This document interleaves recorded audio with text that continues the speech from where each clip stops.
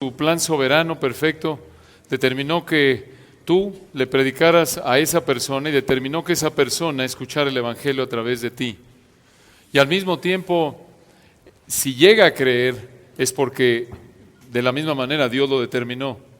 Estas son verdades gloriosas. Y esta mañana vamos a considerar estas verdades conforme entramos a un nuevo capítulo de Hechos, el capítulo 15, Hechos capítulo 15. Al continuar con nuestro estudio versículo a versículo de este hermoso libro, vamos a leer los versículos 1 al 11 que van a ser la porción que estudiaremos en esta mañana. Hechos 15, versículos 1 al 11.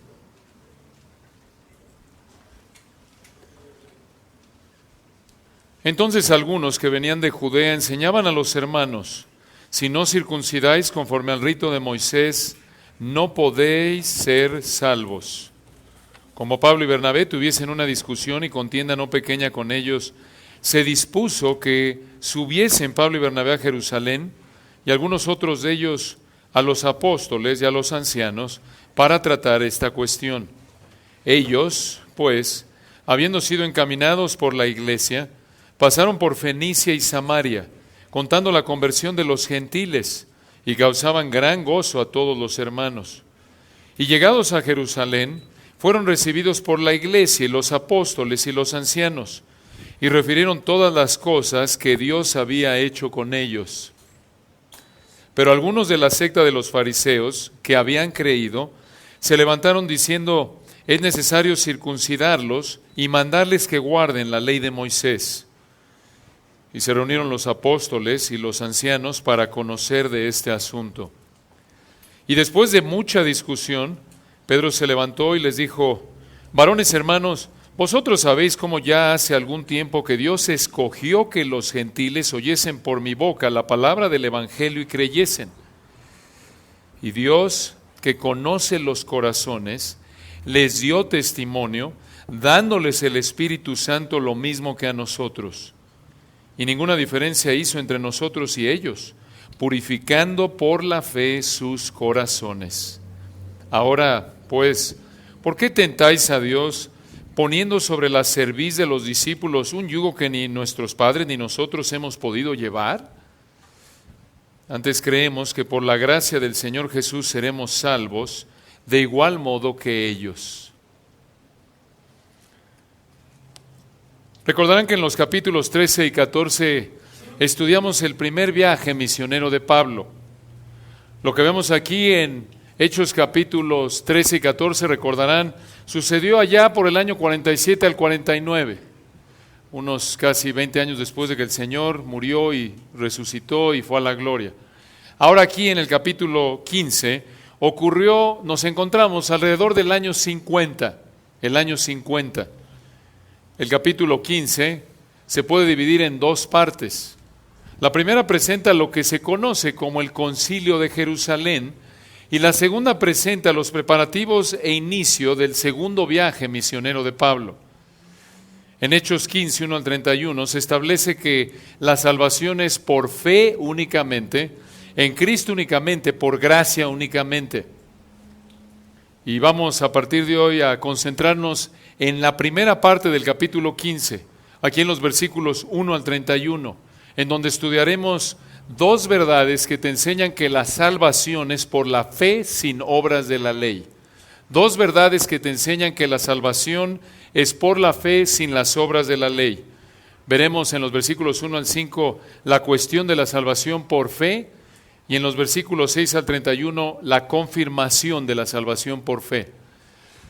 Algunos dirán: oye, ¿por qué no leímos hasta el 31? Bueno, porque no vamos a llegar hasta el versículo 31. El deseo, la meta es llegar hasta el 11. Ya veremos. Entonces veamos la primera verdad que te enseña que la salvación es por la fe, sin las obras de la ley. Versículos 1 al 5 presentan la cuestión de la salvación por fe. Observen el versículo 1. Entonces algunos que venían de Judea enseñaban a los hermanos: si no circuncidáis conforme al rito de Moisés, no podéis ser salvos. ¿Quiénes son estos algunos? Estos algunos son, noten, personas que vienen de Judea, hombres que vienen de Judea, y llegan a Antioquía de Siria. ¿Recuerdan donde dejamos allá a Pablo y a Bernabé la última vez que los vimos? ¿Recuerdan ahí en el capítulo 14? Recuerden dónde nos encontramos, en el 14:26. Esto es Pablo y Bernabé regresan, recuerdan, lo vimos la semana pasada, el primer viaje misionero, y de allí, esto es de Atalia, navegaron a Antioquía, desde donde habían sido encomendados a la gracia de Dios. Los dejamos allí, versículo 28 en Hechos 14, y se quedaron allí mucho tiempo con los discípulos. Siguen en Antioquía de Siria, y algunos que venían de Judea en el 15:1, llegan donde están Pablo y Bernabé, llegan ahí a Antioquía de Pisidia. Es una iglesia, recuerdan, que es predominantemente gentil o judía. ¿Recuerdan? Gentil. Entonces, llegan estos hombres de Judea y les dicen a los hermanos de Antioquía, que en su mayoría son gentiles, si no se circuncidan como Moisés dijo, no pueden ser salvos. Esto es algo serio. Ellos ya pensaban que eran salvos a través de la fe arrepentida en Cristo, y llegan estas personas de Judea a decirles, no, siempre no. Estos algunos de Judea decían que los cristianos gentiles necesitaban circuncidarse para ser salvos. En otras palabras, ¿la fe en Cristo era suficiente o no? No, ellos decían que no, obviamente. Estos hombres estaban pensando como judíos bajo el antiguo pacto, bajo el pacto mosaico. Ellos pensaban que los gentiles necesitaban convertirse en prosélitos judíos, lo cual incluía circuncisión y apego a la ley mosaica con todas sus facetas, la ley ceremonial, todos los sacrificios que había establecido ahí el Señor.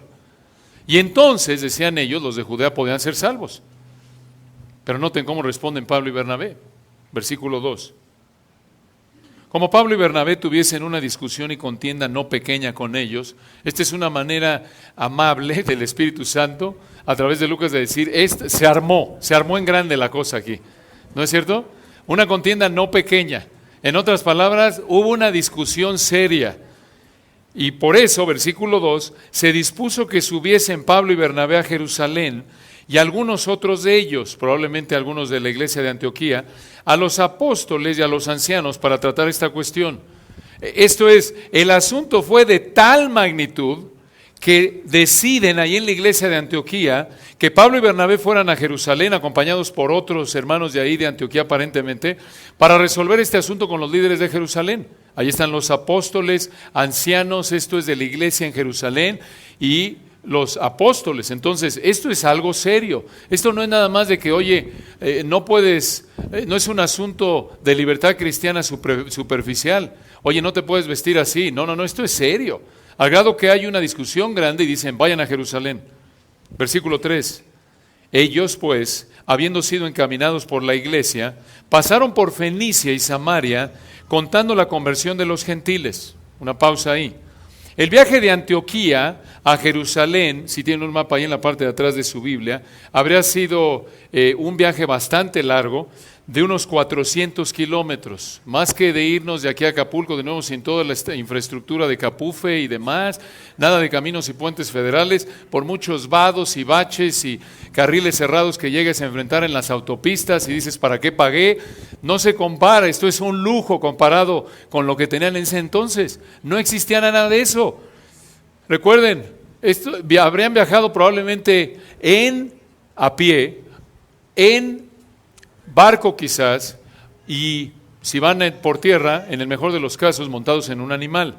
400 kilómetros, les pudo haber tomado alrededor de un mes llegar hasta Jerusalén, no estamos seguros, porque nos dice que pasaron por Fenicia y Samaria.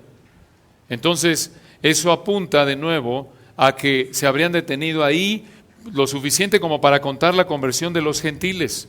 Y aprovechan y visitan a cristianos en Fenicia y Samaria y les cuentan cómo se habían convertido los gentiles. Y observen cómo responden los cristianos en Fenicia y Samaria ante esta noticia de que los gentiles se habían convertido. Versículo 3 al final. Y causaban gran gozo a todos los hermanos. Observen qué contraste con el versículo 1, con los hombres de Judea. Ellos, los del versículo 1, dicen, todavía no son convertidos los gentiles, les falta circuncidarse. Y los del versículo 3 están llenos de gozo por la conversión de los gentiles. Ellos entendían que realmente se habían convertido.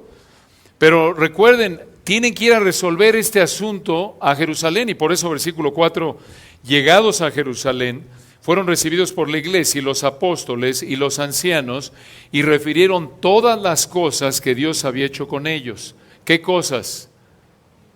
Las del viaje misionero, de los capítulos 13 y 14.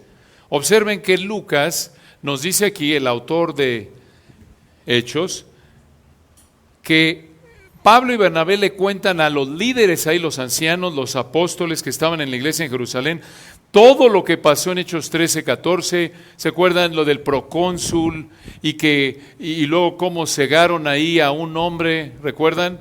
Y después vimos a Bar Jesús, cómo lo cegaron, y todo lo que pasó ahí en Listra, que levantaron al cojo y cómo casi matan a Pablo, todo lo que pasó en este viaje. Y noten que lo más importante aquí, en el contexto, es que esto incluía que los gentiles se habían arrepentido y creído. ¿Se acuerdan? Porque sí llegaban a lugares, a las sinagogas, a predicar el evangelio a los judíos, pero también varios gentiles, muchos gentiles escucharon y se arrepintieron. Y noten, esto es importante al final del versículo 4, observen esa frase. Todas las cosas que Dios había hecho con ellos. Otra vez estos son hombres humildes.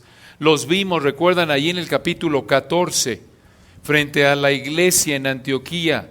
En el 14:27, Pablo y Bernabé, habiendo llegado y reunido a la iglesia, refirieron cuán grandes cosas había hecho Dios con ellos. Y observen este tema de nuevo, que es el centro de enfoque en el capítulo 15, en Hechos 14:27 al final. Y cómo había abierto la puerta de la fe a los gentiles. Y de nuevo, aquí están frente a los líderes de Jerusalén y les vuelven a decir aquí en el 14, versículo 4, todas las cosas que Dios había hecho con ellos. Noten de nuevo la humildad de Pablo y Bernabé. No vemos a Pablo y Bernabé diciendo, oye, ¿sabes qué? Ahora sí, párate el cuello, Bernabiux. Porque ¿sabes qué? Aquí están los ancianos. Esta es la mera iglesia. Este es el cuartel general. Aquí están los apóstoles. En Antioquía, bueno, estuvo bien, nos algo de modestia, humildad, todo lo que Dios hizo a través de nosotros. Pero aquí están los apóstoles. Párate el cuello, Bernabé. No, vean la misma humildad, independientemente de con quién estaban. Y aquí en el contexto, de nuevo, esa frase, lo que Dios había hecho con ellos, apunta a algo más importante. Porque está apuntando de nuevo a que la conversión de los gentiles a lo largo del primer viaje misionero fue algo que ¿quién hizo? Dios, a través de Pablo y Bernabé. Y aquí en el capítulo 15 es importante mencionar esto para mostrar que la conversión de los gentiles es mediante la fe únicamente, independientemente del pacto mosaico. ¿Y fue la obra de quién? De Dios. Pero noten en versículo 5, no todos estaban contentos. Pero algunos de la secta de los fariseos que habían creído se levantaron diciendo, es necesario circuncidarlos y mandarles que guarden la ley de Moisés. Observen que estos hombres pensaron igual que los de Judea en el versículo 1. Pensaban que los gentiles que creyeron necesitaban convertirse en prosélitos judíos. Ellos estaban pensando en términos del pacto mosaico, del antiguo pacto. ¿Cómo lo sabemos? Por lo que dicen sus palabras. Es necesario circuncidarlos y mandarles que guarden la ley de Moisés. Recuerden que bajo el pacto mosaico, cuando alguien quería que Dios los salvara, necesitaba dejar su idolatría y volverse al Dios de Israel con una fe arrepentida. ¿Cómo lo sabemos? Acompáñenme a Isaías 55 por un momento y observen cómo se salvaba. Bueno, vayan desde atrás ahí a Génesis, ya que estamos en el Antiguo Testamento.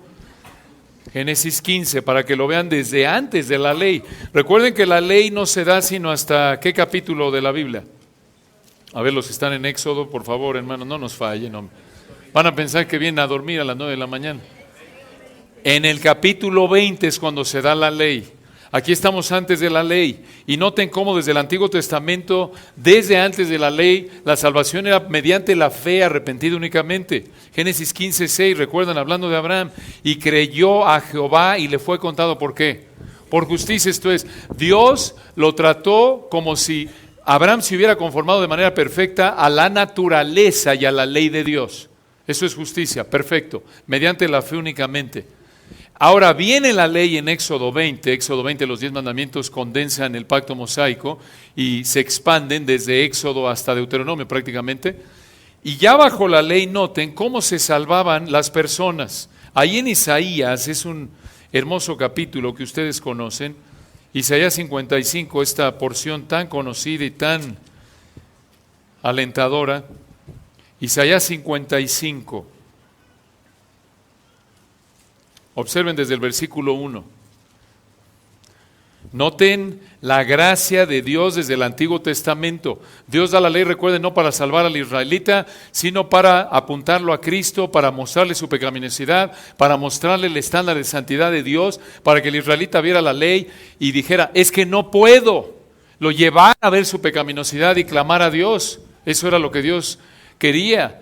Y así en esa pecaminosidad, en el fondo de su necesidad, se fijara en aquel que Dios proveería desde el punto de vista del Antiguo Testamento, aquel a quien apuntaban todos los sacrificios, todo el inmobiliario del tabernáculo, todas las festividades judías. ¿Quién es? El Señor Jesucristo, el Cordero de Dios que ¿qué? Quita el pecado del mundo. Por eso Hebreos capítulos 8 y 9 dicen, la sangre de machos cabríos y demás no sirven. Por eso tenían que hacerse sacrificios continuamente, apuntando a la necesidad del pueblo judío de que eso no salvaba. Volvían a pecar, necesitaban sacrificio, volvían a pecar, necesitaban sacrificio. Y el sacrificio no cubría su pecado de manera total, por eso tenían que volverse a ofrecer. Hasta que llega ¿quién? Cristo. Y es ofrecido una vez y nada más. Y en Isaías 55, recuerden, en todo esto es la gracia de Dios, igual que en el Nuevo Testamento, es nada más cuestión de perspectiva. Recuerden, en el Antiguo Testamento se salvaban mediante la fe arrepentida en la promesa del Mesías que había por venir, que estaba por venir. Y en el Nuevo Testamento, la salvación es igual mediante la fe arrepentida únicamente en el Mesías que ya que vino.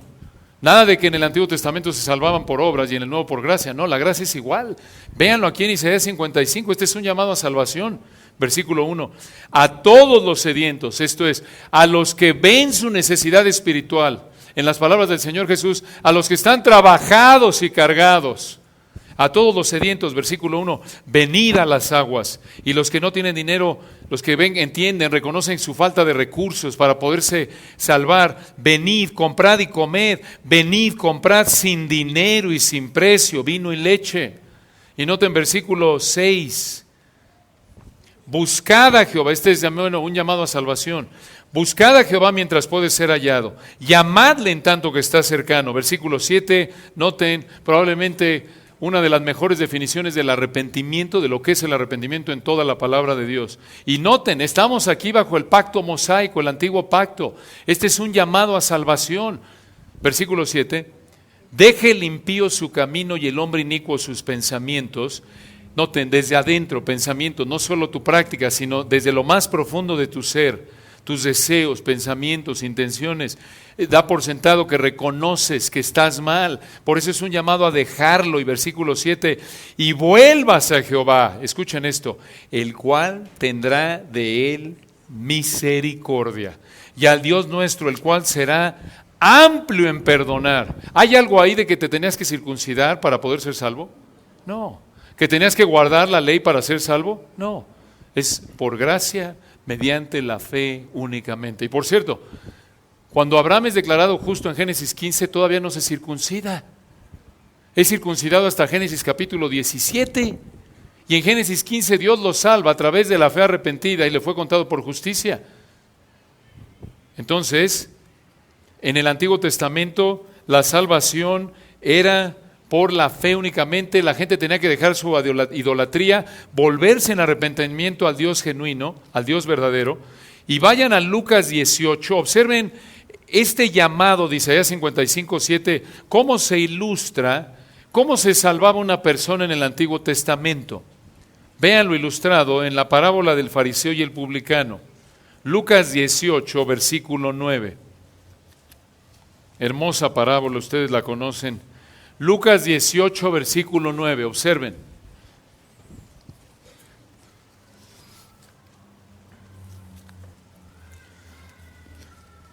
Versículo 9, a unos que confiaban en sí mismos como justos, esto es, creían que por sí mismos, ellos no creían que no necesitaban salvación. Ellos se consideraban que se conformaban a la ley de Dios lo suficiente como para que Dios les debiera la salvación. Se consideraban justos, noten, confiaban en sí mismos como justos, obviamente son los fariseos, representando al pueblo de Israel en su gran mayoría, y menospreciaban a los otros, que ya de entrada vemos que algo anda mal.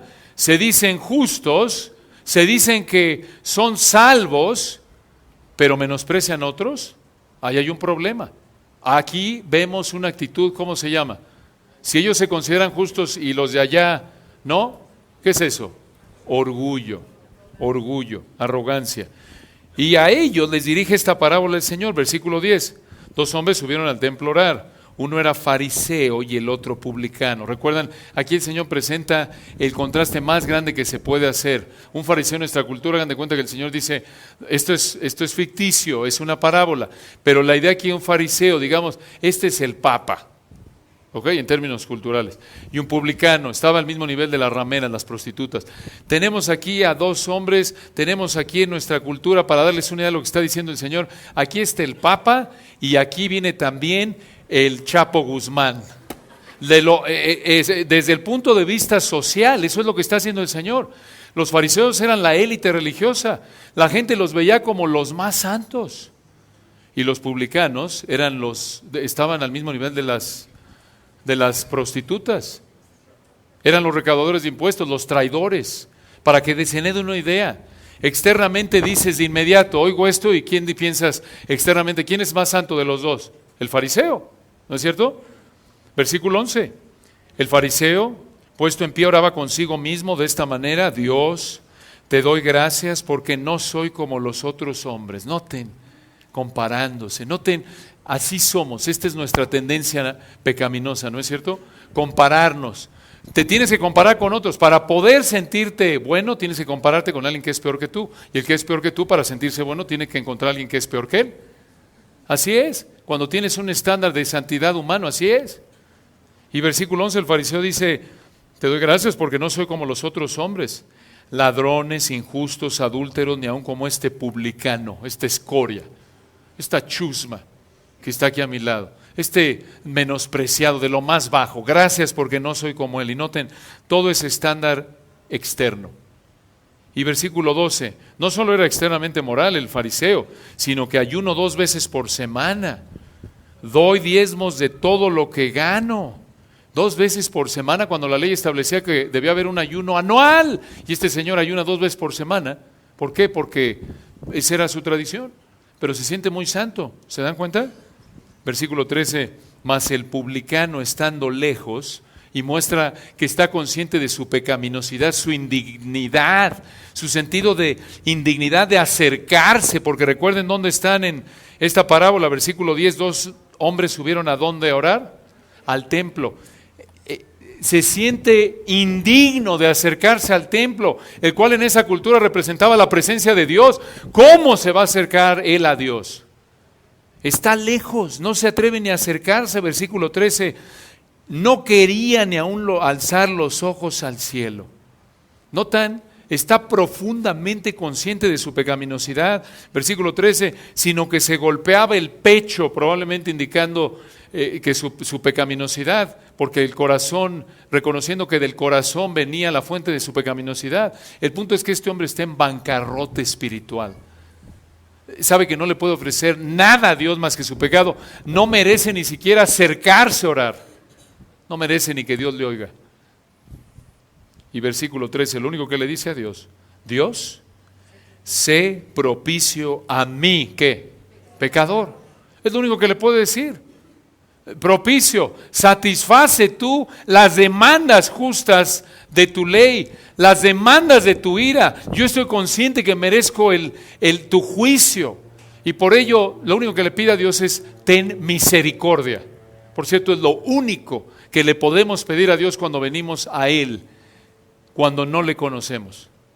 Así es. Y aún siendo cristianos, todavía debemos vivir así, porque todo es por la gracia de ¿quién? De Dios. Alguno dirá, bueno, ¿a quién le fue mejor? Versículo 14. Os digo que refiriéndose al publicano, descendió a su casa, ¿qué cosa? Justificado antes que el otro, porque cualquiera que se enaltece será humillado, y el que se humilla será enaltecido. En otras palabras, el publicano fue declarado justo, y noten ustedes, ahí en el versículo 13, ¿qué fue lo único que hizo? Le pidió a Dios que Dios satisfaciera las demandas justas de su ira. Es todo. Dios se propició a mi pecador. ¿Se circuncidó el publicano? No, y estamos todavía bajo el antiguo pacto. El antiguo pacto, recuerden, llega hasta la cruz. En la cruz, el Señor reemplaza el antiguo pacto por el nuevo pacto, y cualquier elemento del antiguo pacto que sea válido hoy se reitera solo en el Nuevo Testamento. Pero noten, está todavía bajo el antiguo pacto. Y el punto aquí es que en el antiguo pacto, aún bajo la ley, la gente se salvaba únicamente a través de la ¿qué? La fe arrepentida que refleja este hombre. La fe que emana de un corazón profundamente consciente de su pecaminosidad. Esa es la actitud de bienaventuranza de Mateo 5:3, ¿recuerdan? Bienaventurados, ¿quiénes? Los pobres en espíritu. Y en el griego, tokos. Los que se usaba esa palabra griega para hablar de aquellos que estaban en una condición de mendigo, que no tenían nada, se acordabardaban de su situación, se encogían y solo estiraban la mano, ni siquiera levantaban el rostro para ver si alguien se apiadaba de ellos y les daba algo, porque no tenían recurso alguno para existir. Y esa es la idea en términos espirituales. Así está el publicano. Este es el único tipo de persona a quien Dios salva. Y el Señor lo dice, versículo 14, descendió a su casa justificado. Esto es, declarado como alguien que se había conformado de manera perfecta a la ley y a la naturaleza de Dios. ¿Cómo fue posible? ¿A través de qué? De la fe arrepentida únicamente. Entonces, bajo el antiguo pacto, bajo el pacto mosaico, cuando alguien quería que Dios lo salvara, necesitaba reconocer su pecado, venir con una fe arrepentida al Dios de Israel. Y alguno dirá, bueno, entonces, ¿de dónde salió la circuncisión y para qué sirvió la ley bajo el pacto mosaico? Bueno, era para expresar su amor a Dios, era para expresar que realmente se había arrepentido. Esa fe arrepentida bajo el pacto mosaico se expresaba en circuncidarse y guardar la ley mosaica, como lo vemos en Éxodo 12:48 y Deuteronomio 10:16. Y esto incluía las restricciones alimenticias, las fiestas, todo lo que incluía la ley mosaica. Esto era lo que involucraba volverse un prosélito judío. En otras palabras, regresando a Hechos, capítulo 15, estos hombres del versículo 5 dicen, algunos de la secta de los fariseos, recuerden que habían creído, se levantaron diciendo, es necesario circuncidarlos y mandarles que guarden la ley de Moisés. Ellos creían que para ser salvos, además de la fe, los gentiles necesitaban hacer obras, circuncidarse y guardar la ley mosaica. Y de nuevo, claro que los gentiles debían guardar el aspecto moral de la ley, como nosotros en nuestra época. Debemos guardar 9 de los 10 mandamientos, y esto lo sabemos porque en el Nuevo Testamento se reiteran 9 de los 10 mandamientos. El único que se anula, ¿cuál es? El del día de reposo. Colosenses 2, 16 y 17.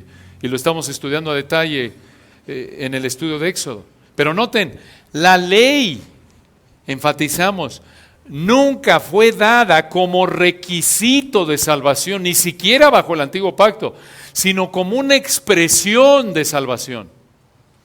Digamos en las palabras de Efesios 2:10, ¿recuerdan? Por gracia sois salvos por medio de la fe, Efesios 2:8 al 10. Y esto no de vosotros, pues es don de Dios, no por obras para que nadie se gloría. Y entonces Pablo enfatiza ahí lo mismo que se enfatiza a lo largo de las Escrituras: la salvación es por fe, no por obras. No por obras para que nadie se gloríe. Somos hechura suya, Efesios 2:10, creados en Cristo Jesús, ¿para qué? Buenas obras, las cuales Dios declaró o preparó de antemano para que anduviésemos en ella. Entonces, desde el punto de vista de Efesios 2:10, para eso funcionaba la ley, para que el israelita arrepentido o el gentil que venía con una fe arrepentida al Dios verdadero expresara esa fe arrepentida, esa gratitud a Dios, ese amor a Dios, a través de circuncidarse, identificándose así como el pueblo del pacto y también apegándose a todos los requisitos, todos los aspectos de la ley mosaica. Entonces, vemos aquí en los versículos 1 al 5 la cuestión de la salvación por fe. Veamos en segundo lugar versículos 6 al 31, vamos a empezar, no vamos a concluir esta sección hoy. Observen la segunda verdad que te enseña que la salvación es por la fe, sin las obras de la ley. Vamos a ver la confirmación de la salvación por fe. La confirmación de la salvación por fe. Estos hombres entonces, del versículo 5 de la secta de los fariseos, creían que los gentiles que habían creído todavía no eran salvos. ¿Qué les faltaba según ellos? Circuncidarse y guardar la ley mosaica. ¿Y cómo responde el liderazgo de la iglesia en Jerusalén? Versículo 6. Y se reunieron los apóstoles y los ancianos para conocer de este asunto. Y después de mucha discusión, en otras palabras, tuvieron una junta bastante larga, cálida, no cálida en el sentido de, no que hubo aquí nadie se pegó, ¿verdad? Pero probablemente acalorada, digamos, mucha discusión. Pedro se levantó y les dijo, versículo 7, y si Pedro va a hablar, todos ponen atención, porque Pedro era ¿quién? Un apóstol. El líder de los apóstoles, ya lo vemos, ya no lo vemos siendo tan prominente en el libro de Hechos, pero en los primeros 12 capítulos, ¿recuerdan? Lo vimos. Pero Pedro va a hablar, entonces, obviamente hay que poner atención. Imagínense, ahí se pone de pie Pedro y todo el mundo calladito. ¿Qué va a decir Pedro? Versículo 7, esto es lo que dice Pedro. Varones hermanos, les dice a los apóstoles y a los ancianos, están en esta junta de liderazgo. Vosotros sabéis cómo ya hace algún tiempo, probablemente unos 10 años antes, Dios, escuchen esto, Dios escogió que los gentiles oyesen por mi boca la palabra del evangelio y creyesen. Y Dios, que conoce los corazones, les dio testimonio dándoles el Espíritu Santo lo mismo que a nosotros. Esto se refiere a Hechos 10, ¿recuerdan? Con Cornelio y los gentiles que creyeron. Ahora observen aquí, versículos 7 al 8, hay 4 grandes verdades, son verdades al margen, no son el punto central del texto, pero observen aquí 4 grandes verdades acerca de la obra de Dios en el evangelismo y la salvación. Esto es muy alentador. Observen la primera verdad aquí. Dios, escuchen, ahí en el versículo 7 dice Pedro, vamos a desmenuzar estos 2 versículos. Dios escogió, observen esa frase, que los gentiles que oyesen por mi boca. Primera gran verdad del evangelismo. Dios escoge quien oye el evangelio. Qué verdad, ¿no es cierto? Dios escoge quien oye el evangelio. Y por cierto, esto se reitera ahí en 2 de Tesalonicenses 3:1, si me quieren acompañar por un momento. De manera implícita, observen lo que dice Pablo aquí, que prácticamente es lo mismo que vemos aquí en Hechos 15:7. 2 de Tesalonicenses 3:1.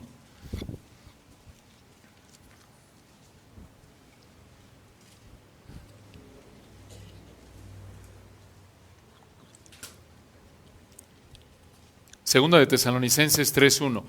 Por lo demás, hermanos, dice Pablo, orad por nosotros, escuchen esto, para que la palabra del Señor ¿qué?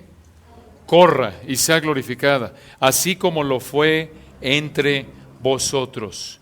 En otras palabras, ¿por qué pide oración Pablo para que el evangelio se esparza, para que otras personas oigan el evangelio como igual lo oyeron los tesalonicenses? Porque ¿quién es el único que puede conceder que alguien oiga el evangelio? Dios. Entonces, regresando a Hechos 15:7, Pedro dice, Dios escogió que los gentiles oyesen. Escucha, si Dios te permite predicar el evangelio a una persona, es porque Dios escogió que esa persona escuchara ¿qué? El evangelio. No es coincidencia, es una cita divinamente preparada. Entonces, no menosprecies, cuando Dios te da oportunidades de predicar el evangelio, recuerda que Dios es el que escogió que esa persona escuchara el evangelio. Obviamente nunca a expensas de tus responsabilidades, ya lo hemos enfatizado varias veces. No que alguien quiere oír el evangelio y estás a la mitad del trabajo, una junta con tu jefe, permítame jefe, tengo que salir porque tiene Dios una cita para mí. Te van a correr, muy bien, pues que Dios te consiga un trabajo. No, entonces, obvio, tienes que ejercer prudencia en la aplicación de esta verdad. Dios escoge quien oye el Evangelio. Noten ahí, versículo 7, una segunda verdad acerca de la obra de Dios en el evangelismo y la salvación. Versículo 7, dice Pedro ahí, Dios escogió que los gentiles oyesen, y escuchen la siguiente frase, por mi boca la palabra del Evangelio. Una pausa ahí. Noten, Dios no solo determinó en el versículo 7 que los gentiles oyesen, sino determinó, Dios escogió a quién iba a usar para que los gentiles oyesen el Evangelio. ¿Se dan cuenta?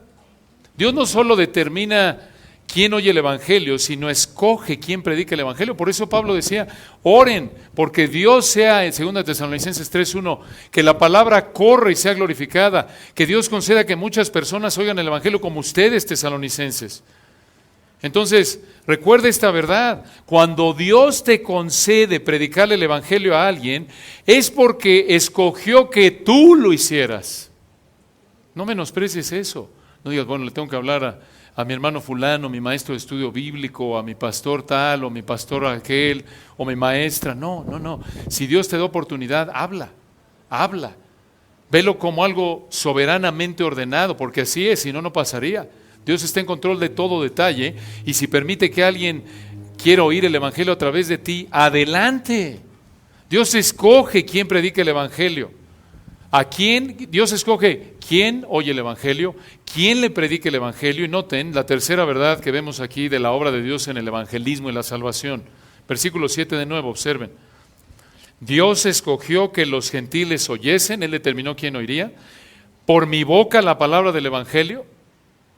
Esto es a través de quién. Y, siguientes dos palabras, y creyesen. En otras palabras, en las palabras de Santiago 1:18, Él de su voluntad, bueno, acompáñenme ahí para que las vean. Santiago 1:18, para que vean que no lo estoy inventando. Santiago 1:18. Este versículo es glorioso. Nos recuerda quién está a cargo del nuevo nacimiento. Y en ese contexto, recuerdan, Santiago está explicándole a estos creyentes, miren, no culpen a Dios por sus tentaciones. Dios no puede ser tentado por el mal, ni Él tienta a nadie. Versículo 13. Cuando alguno es tentado, versículo 14, es de su propia concupiscencia, es responsable, es su culpa, no es culpa de Dios. Versículo 16, amados hermanos míos, no erréis, no se equivocan, está mal echarle la culpa a Dios cuando eres tentado. Porque versículo 17, toda buena dádiva y todo don perfecto desciende de lo alto. Dios solo puede dar cosas buenas, perfectas, santas. Él es el Padre de las luces, en el cual no hay mudanza ni sombra de variación, y Él no cambia, Él siempre únicamente hace bien, da cosas buenas, no malas. Versículo 15, y una de esas expresiones de bondad es que Él, versículo 18, perdón, Él de su voluntad nos hizo nacer, esto es, nos engendró. Él produjo el nuevo nacimiento en nosotros a través de ¿qué? Por la palabra de verdad, para que seamos ¿qué? Primicias de sus criaturas. Noten qué verdad, qué verdad. Para que alguien cree el Evangelio, Dios tiene que hacerlo nacer de nuevo. Dios es el que está a cargo. Noten qué descanso, ¿no es cierto? ¡Qué descanso! Dios escoge quién oye el Evangelio, a través de quién y quién lo cree. Así es. Podemos descansar, no depende de nosotros. Obvio, oras y conforme Dios te da oportunidad las tomas, pero el que está en control es ¿quién? Dios. Dios es el que prepara las citas de manera soberana. Por eso podemos descansar en Él. Y noten, de la mano con esta verdad, regresen a Hechos capítulo 15. Y allí en el versículo 8, observen, dice ahí, Pedro, y Dios que conoce los corazones, muy importante esta frase, porque aquí en el contexto es probable que Pedro dijo esto para enfatizar que la salvación no tenía que ver con asuntos externos, sino que internos. les dio testimonio dándoles el Espíritu Santo. Aquí hay otra gran verdad. Dios escoge a quien hace nacer de nuevo, que va de la mano con la pasada. Por eso les da el Espíritu Santo. Noten de nuevo quién lo hace. Versículo 8, Dios les dio testimonio dándoles. ¿Quién es el que da el Espíritu Santo? Dios. Entonces, noten de nuevo, Dios es el que determina quién oye, a través de quién cree y a quién hace nacer de nuevo. Eso es lo que quiere decir darles el Espíritu Santo. Él es el único que puede dar vida a un muerto espiritual mediante su Espíritu, Dios. Y noten, versículo 9, Pedro añade una conclusión clave. Recuerden, le está hablando a estos líderes, apóstoles, ancianos ahí en la iglesia de Jerusalén, y les está contando, miren, a través de Dios escogió que Cornelio y sus amigos oyesen el Evangelio a través de mí y creyesen, y les dio el Espíritu Santo, los hizo nacer de nuevo. Y versículo 9, esto es clave, escuchen. Y ninguna diferencia hizo entre nosotros y ellos. ¿Quiénes son los nosotros? Los judíos, correcto, y ellos, los gentiles. Ninguna diferencia hizo Dios entre judíos y gentiles, purificando por la fe sus corazones. ¿Qué está diciendo Pedro? Dios salvó a judíos de la misma manera, versículo 8, purificando, ¿por qué sus corazones? ¿Por la fe más la circuncisión? ¿Por la fe más guardar la ley mosaica? No, ¿por qué? Por la fe y nada más. Esta es una hermosa descripción de lo que Dios hace en la salvación. Dios nos purifica, Dios nos salva, nos limpia de nuestro pecado. Y noten, es por la fe únicamente, en Cristo únicamente, no por obras, en lo más interno de nuestro ser, nuestros corazones. No se refiere al órgano, al músculo, se refiere a donde pensamos, deseamos, anhelamos, donde tenemos motivación, es nuestra naturaleza interior. Esta es la verdadera salvación. Esto es nuevo nacimiento. Esto es regeneración. Dios es el único que da una nueva naturaleza a un pecador mediante la fe únicamente. Y véanlo para concluir el día de hoy, 2 de Corintios 5, acompáñenme ahí, 2 de Corintios 5, lo leyó Roger hace un momento, pero vamos a concluir con este pasaje que se relaciona de una manera tan clara con lo que estamos viendo aquí en Hechos 15. 2 de Corintios 5, versículo 14, observen el contexto, porque con frecuencia leemos solo el versículo 17, si alguno está en Cristo, muy bien, y es una bendición, pero vean el contexto. 2 de Corintios 5, 14. Porque el amor de Cristo nos constriñe, dice Pablo, pensando esto, que si uno murió por todos, luego todos murieron. Y por todos murió, hablando de aquellos que son salvos, para que los que viven ya no vivan para sí, sino para aquel que murió y resucitó por ellos. Esto es, aquellos a quienes Dios salva, cambia su vida, la meta primordial en su vida ya no es vivir para sí mismo, sino ¿para quién? Para aquel que murió y resucitó por ellos. Versículo 16, de manera que nosotros de aquí en adelante a nadie conocemos según la carne, y aun si a Cristo conocimos según la carne, ya no lo conocemos así. Esto es, Pablo ya no veía una persona y determinaba quién era por parámetros externos, por criterios externos. Versículo 17, de modo que si alguno está en Cristo, nueva criatura es. Las cosas viejas pasaron. He aquí, todas son hechas nuevas. Este es el nuevo nacimiento, nueva naturaleza. Y versículo 18, escuchen esto. Y todo esto, versículo 18, todo esto, ¿qué es todo esto? Todo lo que vemos desde el versículo 14. El deseo de no vivir para nosotros mismos, sino para aquel que murió y resucitó por nosotros, versículo 18. En la capacidad, y versículo 16, la manera de pensar de no evaluar ya las cosas de manera mundana, externa, sino espiritual. Y versículo 17, el hecho de que ya estemos en Cristo, que seamos una nueva criatura. Todo esto proviene ¿de quién? De Dios. De nuevo, si Dios te ha salvado, no te reforma externamente, sino te transforma internamente y lo vas a manifestar. Lo vas a manifestar en deseos, en actitudes, en acciones obedientes. Y por ello agradécele, evangeliza, descansando solo en Él, en el único que es el que determina quién oye el Evangelio, a través de quién y quién hace que crea. La obra es de Dios, damos toda la gloria a Él porque Él nos salvó, solo Él, no por nuestras obras. Y al predicarle el Evangelio a alguien, es la obra de Él, no depende de nosotros convertir a nadie. Y en esto descansamos. Bueno, queríamos llegar hasta el versículo 11, pero si Dios quiere, llegaremos ahí y más de hoy en 15. De hoy en 8 estará Roger abriendo la palabra, un gran tiempo en Filipenses, si Dios quiere, pero de hoy en 15 continuamos con este estudio. Oremos. Padre, gracias por el privilegio que nos diste hoy de abrir tu palabra, estas verdades tan ricas, tan importantes, y las oímos y las volvemos ahí a oír y las repetimos y no nos cansamos de estudiarlas y verlas desde otro ángulo y refrescamos nuestro corazón, nuestra alma, recordando la gloriosa obra de salvación que has hecho en nosotros. Y qué descanso es recordar que si alguien oye tu palabra es porque tú así lo determinaste. Y si